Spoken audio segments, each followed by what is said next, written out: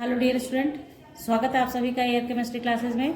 और आज हम लोग पढ़ेंगे class 11 chemistry unit 4 chemical bonding and molecular structure. Okay, तो आज हम लोग पढ़ने वाले हैं कोऑर्डिनेट बॉन्ड, जिसे डेटिव बॉन्ड भी कहते हैं। और बहुत सारा नाम है इसका, मतलब इसका नाम बहुत सारा है, जो आप धीरे धीरे जैसे जैसे थ्योरी में आगे बढ़ेंगे वैसे वैसे उसका नाम भी मैं बताती जाऊंगी आपको कि इसे इस नाम से क्यों जाना जाता है, या जो भी उसकी प्रॉपर्टीज़ है, इस बॉन्ड से रिलेटेड प्रॉपर्टी, वो सारा कुछ आपको मैं डील करती जाऊंगी आगे की तरफ। ठीक है, तो चलिए, अगर चैनल पर नए हैं आप तो चैनल को सब्सक्राइब करना बिल्कुल ना भूलें। सब्सक्राइब करें, विथ बेल आइकन करें, ताकि आपको वीडियोस की नोटिफिकेशन समय से मिले। लाइक करें, अपने दोस्तों के साथ भी शेयर करें। चलिए स्टार्ट करते हैं आज का अपना क्लास। ओके, तो आज हम लोग पढ़ेंगे कोऑर्डिनेट बॉन्ड, जिसे हम लोग डेटिव बॉन्ड के नाम से भी जानते हैं, या इसे हम लोग इलेक्ट्रॉन पेयर डोनेशन भी कहते हैं। तो देखिए, कोऑर्डिनेट बॉन्ड जो है, इसमें शेयरिंग ऑफ इलेक्ट्रॉन ही होता है, शेयरिंग ऑफ इलेक्ट्रॉन ही होता है। और जैसे ही हम लोग बोलते हैं शेयरिंग, अगर आपने इलेक्ट्रॉन का शेयरिंग किया तो शेयरिंग बोलते के साथ हो गया कि ये कोवैलेंट बॉन्ड होगा। ठीक है, शेयरिंग मतलब कोवैलेंट बॉन्ड। इलेक्ट्रॉन के शेयरिंग से जो बॉन्ड बने उसे कोवैलेंट बॉन्ड कहते हैं। तो यहाँ पे आपके डेफिनेशन में क्या आएगा, चूंकि यहाँ भी इलेक्ट्रॉन का शेयरिंग ही हो रहा है, इसलिए क्या कहेंगे, a covalent bond in which both electrons of shared pair are contributed by one of the two atoms. यानी दो एटम्स के बीच बॉन्ड बनेगा तो उसमें से होगा क्या, दोनों ही इलेक्ट्रॉन कंट्रीब्यूट किया जाएगा एक ही एटम के तरफ से। जनरली जो जनरल कोवैलेंट बॉन्ड होता है उसमें क्या होता है, ए और बी के बीच में अगर बॉन्डिंग होती है, ए और बी के बीच में बॉन्डिंग होती है, तो एक इलेक्ट्रॉन ए का होता है, दूसरा बी का होता है। ठीक है, तो इस तरीके से बॉन्डिंग होती है और बनता है ए बी। तो ये कहलाता है क्या, कोवैलेंट बॉन्ड, कोवैलेंट बॉन्ड। ठीक है, लेकिन जब यही चीज आपका ये देखेंगे आप कि ए और बी के बीच बॉन्डिंग होगा, और आप देखेंगे कि इलेक्ट्रॉन का शेयरिंग जो हो रहा है वो मात्र एक तरफ से आएगा, दूसरे तरफ से नहीं। यानी ये देखिए, इस तरीके से ये शो करेंगे हम लोग। ठीक है, कोई दिक्कत? ठीक है, तो जब आप इस तरीके से शेयरिंग दिखाएंगे तो यहाँ भी बना कोवैलेंट बॉन्ड ही बना, लेकिन आप देख रहे हैं कि जो बॉन्डेड पेयर इलेक्ट्रॉन है वो एक ही एटम ए के तरफ से आया है। तो इस केस में जो बॉन्ड बना उसको शो करते हैं किस तरीके से, ए कोऑर्डिनेट बॉन्ड बी। इसी बॉन्ड को कहते हैं कोऑर्डिनेट बॉन्ड। ठीक है, कोऑर्डिनेट बॉन्ड, बात आई समझ में। तो कोऑर्डिनेट नाम से ही क्लियर है, कोऑर्डिनेट होता है, दोनों के बीच कोऑर्डिनेशन होता है कि इलेक्ट्रॉन एक ही एटम का होता है लेकिन ऑक्टेट दोनों का पूरा होता है। ये इसका बेसिक है, इसीलिए इसको डेटिव बॉन्ड भी कहते हैं, क्योंकि इसमें क्या होता है, एक ही आइटम होता है जो डोनर होता है, दूसरा जो होता है वो एक्सेप्टर ही होता है। ठीक है, तो डेटिव बॉन्ड के नाम से भी जानते हैं। इलेक्ट्रॉन पेयर डोनेशन का मतलब हुआ कि इलेक्ट्रॉन पेयर डोनेट किया जाता है एक एटम की तरफ से। यानी एक छोटी सी बात सिंपली क्या है, ये वैसा कोवैलेंट बॉन्ड है जिसमें इलेक्ट्रॉन पेयर डोनेशन होता है बाय वन एटम, किसी एक एटम के तरफ से होता है, लेकिन होता है शेयरिंग ही। इसलिए हम लोग लिखते हैं क्या है, it is a type of covalent bond, है ना, special type of covalent bond है। क्लियर? तो ये तो सिंपल थ्योरी था कि सिंपली जो कोऑर्डिनेट बॉन्ड के बारे में जानना। अब जानिए इसके आगे। अब यहाँ देखिए, आप इस एग्जाम्पल को देखने के बाद आपके समझ में आ रहा होगा कि कोऑर्डिनेट बॉन्ड कहाँ पॉसिबल होगा, पॉसिबिलिटी कहाँ है कोऑर्डिनेट बॉन्ड बनने की। कोऑर्डिनेट बॉन्ड तभी बनेगा जब एक एटम या एक मॉलिक्यूल जो हो आपका, उसमें जो एटम कोऑर्डिनेट करेगा उसका ऑक्टेट फुलफिल होना चाहिए, उसका ऑक्टेट कंप्लीट होना चाहिए, और दूसरे का ऑक्टेट नहीं कंप्लीट होना चाहिए। ठीक है, उसका डिफिशियंसी ऑफ इलेक्ट्रॉन उसके पास होना चाहिए और इसका ऑक्टेट कंप्लीट होना चाहिए, तभी ये बॉन्ड फॉर्मेशन होगा। बात आ रही समझ में, कंडीशन है ये। ठीक है, तो देखिए कंडीशन क्या है इस बॉन्ड फॉर्मेशन का। इस बॉन्ड के बनने के लिए क्या चाहिए, एक एटम ऐसा चाहिए जो कंप्लीट ऑक्टेट रहे and possess a pair of valency electrons while the other is short of a pair of electrons। मतलब एक एटम ऐसा होना चाहिए जिसको short of pair of electron होना चाहिए, यानी डिफिशियंसी ऑफ इलेक्ट्रॉन होगी उसके पास, और दूसरा कंप्लीट ऑक्टेट होगा। जैसे आपने अभी देखा ऊपर जो मैंने ए बनाया, तो ए में क्या था, ये मैंने शो किया कि 1 2 3 4 5 6 7 8, जबकि बी मैंने बनाया तो उसमें मैंने दिखाया आपको कि 6 इलेक्ट्रॉन है। तो आप देखो तो इसमें जो कोऑर्डिनेशन होगा, ये जो बॉन्ड बनाएगा, इसके वजह से बॉन्ड बनेगा क्योंकि इसके पास क्या है, ऑक्टेट है, और इसके पास ऑक्टेट कंप्लीट नहीं है। तो ये क्या करेगा, कोऑर्डिनेट बॉन्ड के थ्रू देगा और आपका बॉन्डिंग हो जाएगा। ठीक है, अब देखिए इसका एग्जाम्पल हम लोग देखेंगे कि एग्जाम्पल के थ्रू समझेंगे। ठीक है, तो ये देखिए NH3 अमोनिया, तो अमोनिया का फॉर्मूला क्या होता है, NHHH। उसके बाद इसके पास एक लोन पेयर ऑफ इलेक्ट्रॉन बचा रहता है। ठीक है, ऑक्टेट कंप्लीट हो गया इसका 2 2 4 2 6 2 8 से। ठीक है, ये जब कंबाइंड होगा किसके साथ, बोरोन ट्राइफ्लोराइड के साथ, तो बोरोन ट्राइफ्लोराइड ऐसा होता है आपको BF3 ऐसे।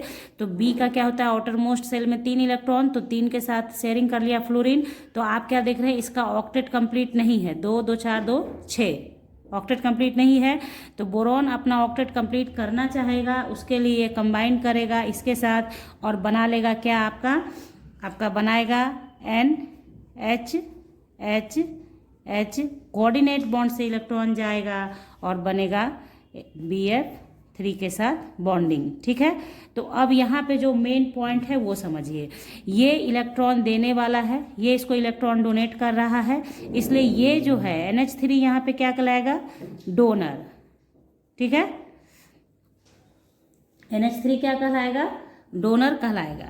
ठीक है, और ये क्या कहलाएगा, चूंकि ये इलेक्ट्रॉन को ले रहा है इसलिए ये क्या कहलाएगा, आपका एक्सेप्टर। ठीक है,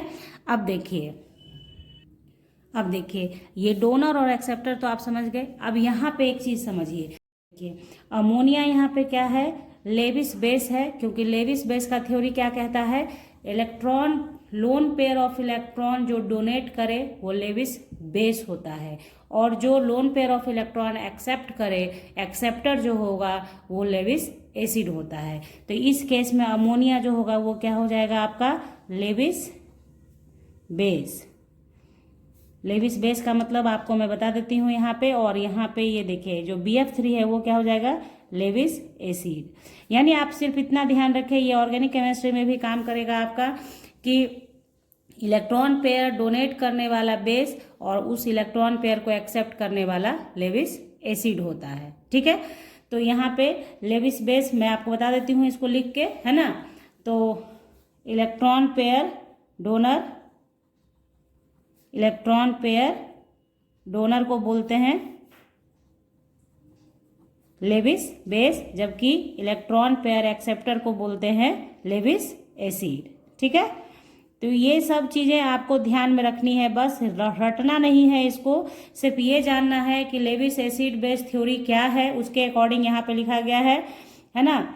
तो ये चीज़ हम लोगों ने जाना। अब देखिए इस तरीके का बॉन्ड आपको बहुत जगह मिलेगा, खास करके जो क्लास 12 में कोऑर्डिनेशन केमिस्ट्री पढ़ना है वहाँ पे इसका बहुत ज़्यादा यूज़ दिखेगा आपको, और समझ में आएगा कि कितना इम्पोर्टेंट है ये बॉन्ड का पढ़ना। ठीक है, तो ये इतनी बातें हम लोगों ने जान ली यहाँ पे कि डोनर है, एक्सेप्टर है, लेविस एसिड कौन है, लेविस बेस कौन है। अगर आपको आता है पहचान करने के लिए तो वो आप कर सकते हैं। ठीक है, अब यहाँ पे देखिए और भी चीज़ें जानेंगे हम। देखिए कोऑर्डिनेट बॉन्ड जो है वो इंटरमीडिएट ऑफ इलेक्ट्रोवैलेंट बॉन्ड और कोवैलेंट बॉन्ड है। ठीक है, ये आपको दिख रहा है। तो यहाँ पे ये सवाल उठता है कि आखिर कैसे फॉर्मेशन हुआ। ठीक है, कोऑर्डिनेट बॉन्ड का फॉर्मेशन कैसे होता है। ठीक है, तो देखिए कोऑर्डिनेशन बॉन्ड के फॉर्मेशन के लिए 2 स्टेप होगा। क्या, आप देखिए जैसे अगर हमने ए बनाया, ठीक है, तो ए के पास 8 इलेक्ट्रॉन था पहले से। ठीक है, तो आखिर बॉन्ड बनने के लिए कुछ तो चाहिए ना, कि आखिर एक के पास बिल्कुल भी नहीं है और एक के पास ऑक्टेट कंप्लीट है, तो बॉन्ड बनने के लिए कुछ एफिनिटी चाहिए, एक दूसरे के बीच अट्रैक्शन पावर चाहिए, तभी बॉन्ड बनेगा, ऐसे नहीं बनेगा। तो ये अजम्पशन है कि पहले क्या है, मान लिया कि ये आपके ए ने इसको इलेक्ट्रॉन दिया बी को, तो ये क्या करेगा कि एक पार्शियल चार्ज डेवलप करेगा। जब इलेक्ट्रॉन इसने दिया तो इस पर पॉजिटिव चार्ज आएगा, जबकि जो इलेक्ट्रॉन लेगा उसके ऊपर क्या आ जाएगा, निगेटिव चार्ज आ जाएगा। ठीक है, तो ये आपने दिया है तो पॉजिटिव, और बी ने चूंकि आपका इलेक्ट्रॉन लिया तो यहाँ पे क्या हो जाएगा, निगेटिव चार्ज। तो अब आपके समझ में आ गया कि कटायन और अनायन हो गया, पॉजिटिव और निगेटिव हो गया। अब ये दोनों अट्रैक्ट होगा आपस में, और यहाँ पे जो इलेक्ट्रॉन है ये दोनों आपस में साझा करेगा। एक अजम्पशंस है कि इस तरीके से बनता है, इसलिए इसके अंदर इस कोऑर्डिनेशन बॉन्ड के थ्रू जो कंपाउंड बनता है उसके अंदर इलेक्ट्रोवैलेंट बॉन्ड और कोवैलेंट बॉन्ड दोनों के कैरेक्टर पाए जाते हैं। वो बीच का जैसे एक होता है ना इंटरमीडिएट स्टेज है, जहाँ पे इलेक्ट्रोवैलेंट बॉन्ड और कोवैलेंट बॉन्ड दोनों कैरेक्टरिस्टिक फीचर्स इसके अंदर पाए जाते हैं। तो अब देखिए ये जो है ये आपस में कंबाइंड करेगा, ये दोनों इलेक्ट्रॉन कंबाइंड होगा और आपका बन के तैयार हो जाएगा कैसा, ए।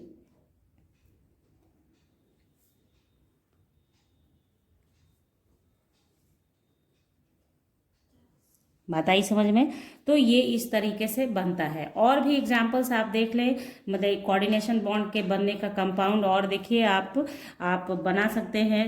NH3 को रिएक्ट कराइए, NH रिएक्शन कराइए। देखिए NH3 है, NH3, अब इसके पास तो लोन पेयर है, इसको अगर कंबाइन कराना है H प्लस के साथ, तो H प्लस का मतलब हुआ कि इसका ऑर्बिटल वैकेंट है, पूरी तरह से खाली है, तो ये कोऑर्डिनेट बॉन्ड के थ्रू इसको देगा। मतलब ऐसा होना चाहिए ना, कोऑर्डिनेट बॉन्ड का मतलब है कि ऑक्टेट, इसका भी ऑक्टेट नहीं खत्म हुआ और ये भी स्टेबल हो गया। तो ये क्या करेगा, लोन पेयर ऑफ इलेक्ट्रॉन जब इसे देगा तो ये डुएट कंप्लीट कर लेगा और इसका ऑक्टेट भी कंप्लीट रहेगा।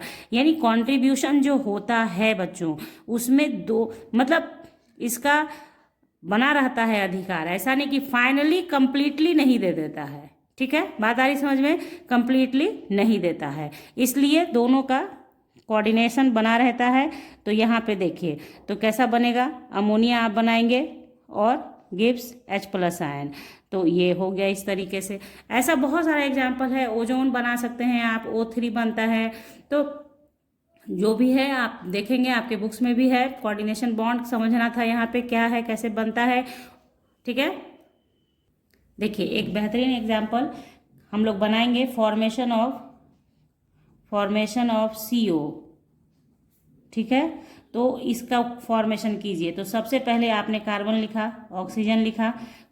ऑक्सीजन के पास आपको मालूम है आउटरमोस्ट सेल में उसके पास 6 इलेक्ट्रॉन होता है, 2 2 4 2 6। कार्बन के पास पता है 4 होता है।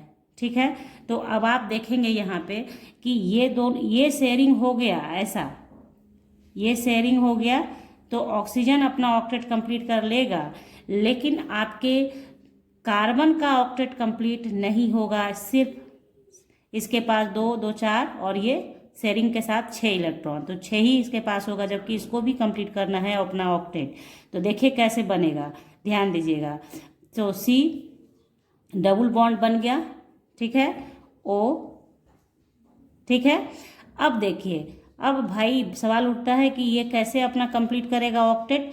तो चूंकि आपका ऑक्सीजन क्या कर चुका है, ऑक्टेट कंप्लीट कर चुका है, तो अब ये कोऑर्डिनेट बॉन्ड के थ्रू दे सकता है किसको, कार्बन को। बात आई समझ में? ऑक्सीजन ने पहले अपना ऑक्टेट कंप्लीट किया, अब क्या हो गया, ऑक्टेट कंप्लीट वाला एक एटम हो गया और एक क्या हो गया, शॉर्ट ऑफ ऑक्टेट वाला हो गया।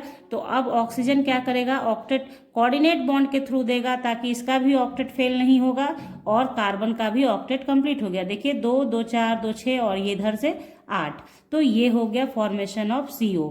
ठीक है, तो इस तरीके से कोऑर्डिनेट बॉन्ड का यूज आप करते जाएंगे। कोऑर्डिनेट बॉन्ड चूंकि देखिए इसमें क्या है, अब ये एक चीज जान लीजिए, कोऑर्डिनेट बॉन्ड कैसा होगा, डायरेक्शनल होगा, क्योंकि इसमें डायरेक्शन फिक्स है कि जो डोनर है उसी तरफ से एक्सेप्टर की ओर इलेक्ट्रॉन जाएगा। इसलिए ये जो बॉन्ड होता है वो कैसा होता है, डायरेक्शनल बॉन्ड होता है, जबकि इलेक्ट्रोवैलेंट बॉन्ड डायरेक्शनल नहीं होता है। फिर कोवैलेंट बॉन्ड का क्या है, उसमें भी एक डायरेक्शन होता है, क्योंकि जब तक एटम का ओवरलैप नहीं करेगा उसका ऑर्बिटल, जब तक मर्ज नहीं करेगा तब तक बॉन्ड ही नहीं बनेगा। तो ये एक डायरेक्शनल बॉन्ड है। ठीक है, कैरेक्टरिस्टिक मैं स्टार्टिंग से आपको बता रही हूँ कि इसका इलेक्ट्रोवैलेंट बॉन्ड की तरह भी होगा और कोवैलेंट बॉन्ड की तरह भी होगा। ठीक है, अब देखिए यहाँ पे क्या है, इसे सेमी पोलर बॉन्ड के नाम से भी जानते हैं, सेमी पोलर बॉन्ड।